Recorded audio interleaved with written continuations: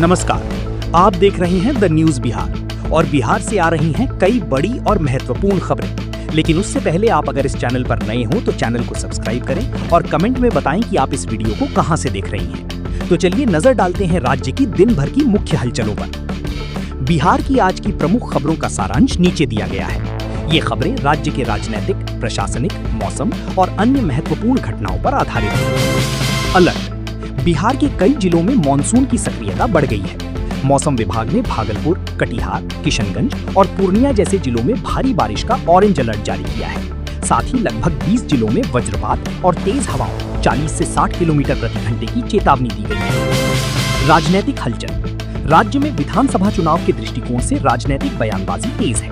विपक्ष और सत्ता पक्ष के बीच मतदाता सूची सत्यापन, SIR और खजाने की स्थिति को लेकर आरोप प्रत्यारोप जारी है।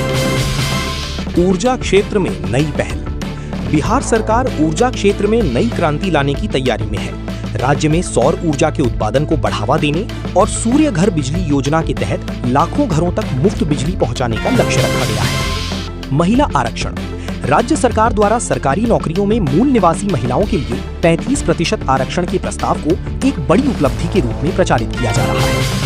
पाटलिपुत्र जंक्शन और अन्य क्षेत्रों में सिपाही भर्ती परीक्षा के दौरान छात्रों के हंगामे और सुरक्षा व्यवस्था को लेकर प्रशासन सतर्क है। गया जी में भारी बारिश दर्ज की गई है, जिससे जनजीवन प्रभावित हुआ है। साथ ही गया में विवादित बयानों को लेकर स्थानीय राजनीति गरमाई हुई है। खगड़िया: NH-31 पर सड़क हादसे में एक महिला की मौत और अन्य लोगों के घायल होने की खबर है। पुलिस ने लूटकांड के अपराधियों को भी गिरफ्तार किया है।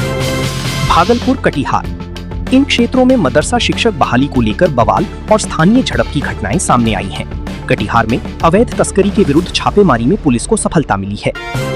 सीतामढ़ी: भारत नेपाल सीमा के पास से शराब तस्करी के मामले में गिरफ्तारी हुई है। रामगढ़, रजरप्पा: हाथियों का झुंड जंगल से निकलकर आवासीय और कृषि क्षेत्रों में घुस आया है, जिससे फसलों को नुकसान पहुंचा है। अपराध पर कार्रवाई: पुलिस प्रशासन राज्य भर में शराबबंदी और अवैध खनन के खिलाफ सख्ती बरत रहा है। पटना में कारोबारी हत्याकांड मामले में पुलिस लगातार छापेमारी कर रही है। कला और संस्कृति: बिहार की अद्भुत कलाकृतियों को GI टैग मिलने से कलाकारों में खुशी का माहौल है। इसे राज्य की वैश्विक पहचान बताया जा रहा है। खनन पर रोक: बिहार में आज से अगले 4 महीने तक बालू खनन पर पूर्ण प्रतिबंध लागू हो गया है। साथ ही राज्य से बाहर बालू भेजने पर भी पाबंदी लगा दी गई है। राजस्व महाभियान: छुट्टी के दिनों में भी विशेष कैंप लगाकर राजस्व संबंधी लंबित आवेदनों का निपटारा किया जा रहा है। QR कोड आधारित खाद वितरण: हाजीपुर सहित कई जिलों में यूरिया और अन्य उर्वरकों की बुकिंग व वितरण के लिए QR कोड सिस्टम लागू किया गया है। स्कूलों में डेटा एंट्री: सभी स्कूलों को UDICE प्लस पोर्टल पर तुरंत डेटा एंट्री पूरा करने का निर्देश दिया गया है। Patna high court: coaching centre firing मामले में कोर्ट ने खान सर की गिरफ्तारी पर रोक बरकरार रखी है। बिजली आपूर्ति: मुख्यमंत्री ने राज्य में निर्बाध बिजली आपूर्ति को विकास की रीढ़ बताया है। नई सड़कें: 3161 नई बस्तियों को पक्की सड़कों से जोड़ने की परियोजना पर काम शुरू हो गया है। रेलवे अपडेट: सोनपुर डिवीजन के 87 स्टेशनों पर नए समय सारणी बोर्ड लगाए जा रहे हैं। सड़क दुर्घटना मुआवजा: सड़क दुर्घटना के पीड़ितों के लिए मुआवजे की राशि बढ़ाकर 4 लाख रुपए कर दी गई है। सौंदर्यीकरण: राजगीर जू सफारी के समय सारणी में आज से बदलाव किया गया है।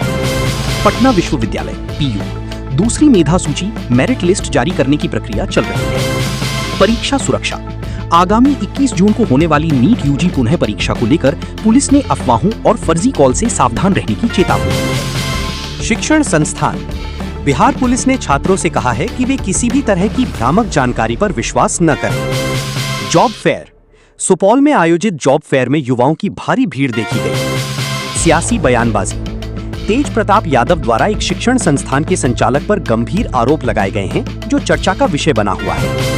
RLM का पुनर्गठन: उपेंद्र कुशवाहा को पुनः राष्ट्रीय लोक मोर्चा RLM का अध्यक्ष चुना गया है। विधान परिषद चुनाव: बिहार विधान परिषद चुनाव के लिए 9 उम्मीदवारों ने नामांकन दाखिल किया है। घूसखोरी पर कार्रवाई: नवादा में राजस्व कर्मचारी को 15,000 रुपए रिश्वत लेते हुए रंगी हाथों गिरफ्तार किया गया।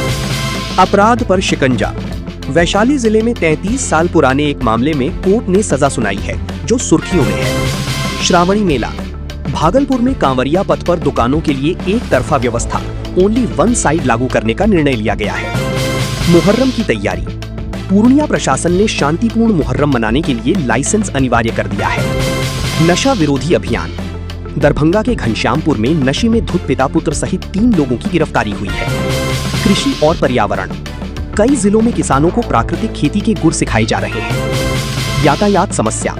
पूर्णिया के गड़बनैली बाजार में जाम के कारण राहगीरों को भारी परेशानी का सामना करना पड़ा। सांस्कृतिक आयोजन। सहरसा के बनगांव में आज से भागवत कथा का आयोजन शुरू हो गया है। धान की रोपाई। राज्य के दक्षिण बिहार में मानसून के आगमन के साथ ही किसानों ने धान की नर्सरी तैयार करने का काम तेज कर दिया है। नहरों में पानी। सिंचाई विभाग ने सूखी नहरों में पानी छोड़ने का आदेश दिया है ताकि धान की फसल को समय पर जल मिल सके। बीज वितरण। सभी प्रखंडों में सहकारी समितियों के माध्यम से धान के प्रमाणित बीज का वितरण अंतिम चरण में है। मछली पालन। दरभंगा और मधुबनी के मत्स्य पालकों को नई तकनीक और सब्सिडी के बारे में जानकारी देने के लिए विशेष शिविर लगाए गए हैं। मैट्रिक इंटर कॉपियां। बोर्ड परीक्षाओं की कॉपियों के मूल्यांकन के बाद अब रिजल्ट सुधार और पुनरावलोकन की मांग करने वाले छात्रों के लिए पोर्टल फिर से सक्रिय किया गया है। आंगनवाड़ी भर्ती। कई जिलों में आंगनवाड़ी सहायिकाओं और सेविकाओं के खाली पदों के लिए काउंसलिंग शुरू हो गई है। खेल प्रतिभा। पटना के मोइनुल हक स्टेडियम में चल रहे क्रिकेट कोचिंग कैंप में राज्य के नए खिलाड़ियों का चयन किया जा रहा है। साक्षरता मिशन। राज्य में पढ़ें बिहार बढ़ें बिहार अभियान के तहत प्रौढ़ शिक्षा केंद्र पुनः सक्रिय किए जा रहे हैं। Dengue alert. बारिश के मौसम को देखते हुए स्वास्थ्य विभाग ने सभी प्राथमिक स्वास्थ्य केंद्रों यानी पीएचसी को डेंगू और मलेरिया की दवाओं का स्टॉक रखने का निर्देश दिया है। सदर अस्पताल। गया और मुजफ्फरपुर के सदर अस्पतालों में मरीजों के लिए ऑनलाइन पंजीकरण की सुविधा को और अधिक सरल बनाया गया है। स्वच्छता अभियान। पटना नगर निगम ने नालियों की सफाई के लिए मॉनसून तैयारी अभियान शुरू किया है ताकि जल जमाव न हो।